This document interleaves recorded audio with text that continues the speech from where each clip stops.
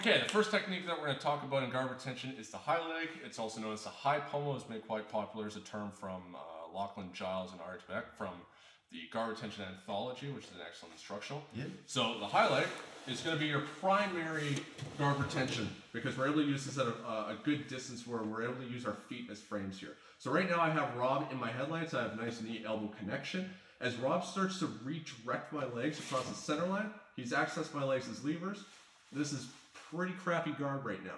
But what I'm able to do is perform a movement with my hips and a crossover of my leg to be able to bring my leg over to the other side of his body to recompose the headlights in the sense that now I still have connection to Rob on either side, or at least something ready to block him. So at one, with the strong leg press alignment, if Rob drives into me, I'm able to actually support this.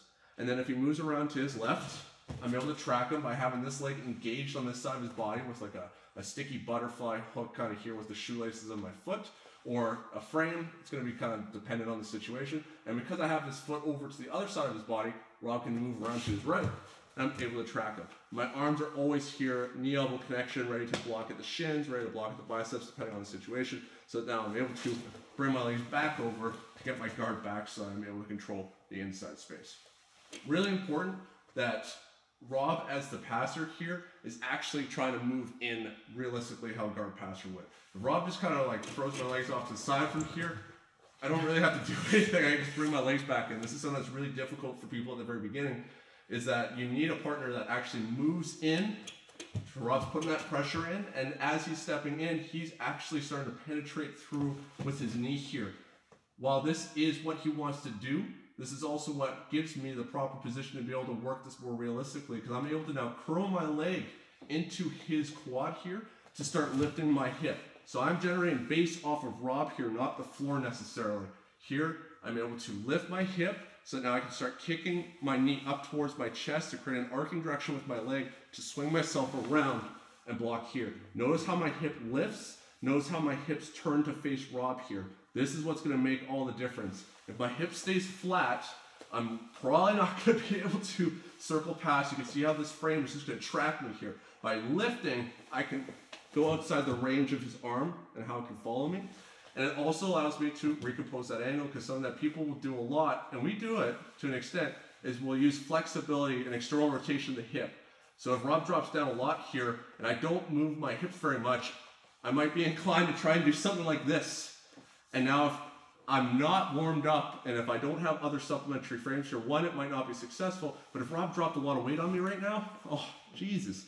If I'm not able to comfortably put my shin up to my chest, I'm at risk of hurting. Imagine somebody at the leg press at the gym starting to set themselves up on the machine like this. I'm bringing out my phone because this is going to be awful to watch.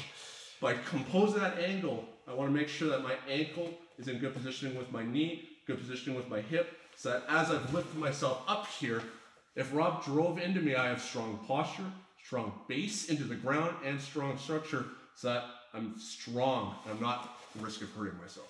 Yeah, and this is why when we talk about having multiple frames and having some redundancy to that, that's why that's so important. If Rory goes to leg drag me and I rely on just my flexibility and I put my foot here, so I bring your shoulder down, and I put myself here, oh man, my knee is about to explode. But if I rely on my shin, my hand on his biceps, now even if I did have to, like if you lower your head quite a bit, even if I did have to rely on my flexibility, I'm keeping the majority of Rory's weight in my left hand and my left shin. And so now that I've managed to put my right foot in here, I can maybe move it to the hip and then center back up to a more, for me, natural position. And don't get me wrong, there are plenty of people for whom this is not a problem.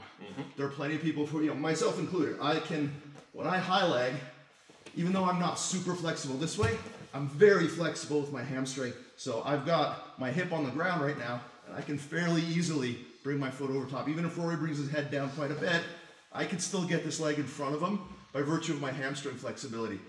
Not everyone can do that. So we want to be really aware of that.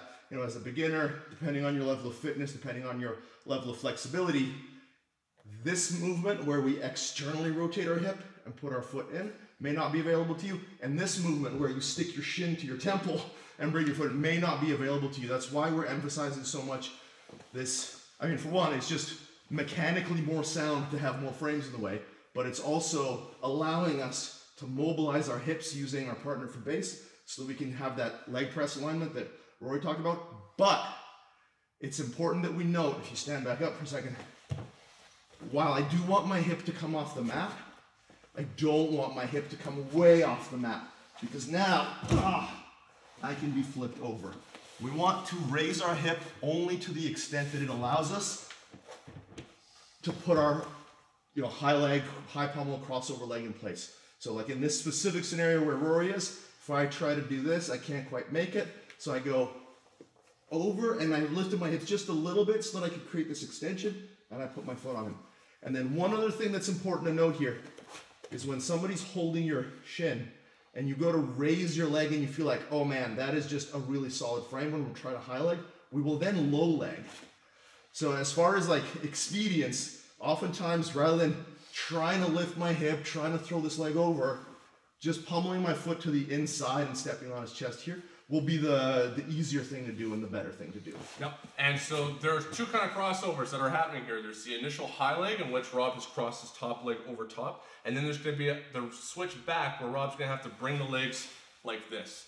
The other mistake that we see beginners make at first is that as Rob has replaced this frame and he's crossed over my center line, he keeps this foot here and he starts to withdraw this leg first, and we can see how now he's put both his legs on the right side of my center line. It's going to be very simple for me to re-drag the opposite direction that I initially started. So we got to make sure that the redundancy of multiple frames in place, and Rob's making a quick switch of the legs. So from here, before I bring my left leg across, I'm going to start to track.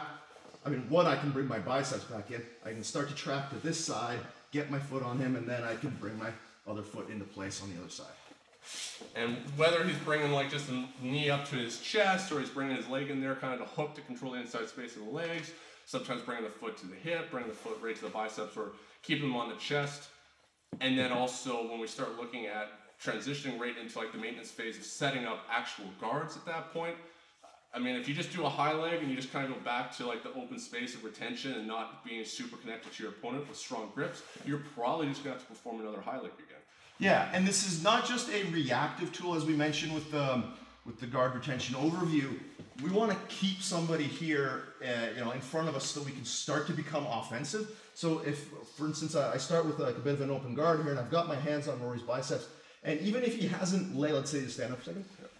If Rory starts moving to my right, his left, if I just have this foot up here ready to go, I don't wait, let's say, until Rory fully deflects my legs and now I'm a little bit off angle and I've got to do it. If I just make sure that I, one, don't allow him to control this ankle too much. So let's say Rory starts to move to this side. I'm good. I'm just going to put my foot on your shoulder and I'm going to maintain this knee-elbow connection. So the analogy that I've been using a lot recently in class is like a shield and a spear. If Rory is over here, I know where he wants to go. He wants to go into this space. Rory can't pass into this space unless he's on this side. So my shield is here. If he's moving towards me in any way, I can block him with my shield, and then I can poke him with this spear. Right? So as long as he can't penetrate through this space, I can high leg sort of preemptively. I can trace him with this. My foot, in this case, is hooked on the outside of his shin, so I've got this fairly strong hook to follow him in either direction. Whereas the example that Rory was showing earlier was up on the hip. So it doesn't specifically have to be what we showed where it's a leg drag and then you high leg. And the high leg is not just a response to the leg drag. It's basically any situation where somebody is starting to get to this side of you and you need to bring this foot in to block and maintain your guard.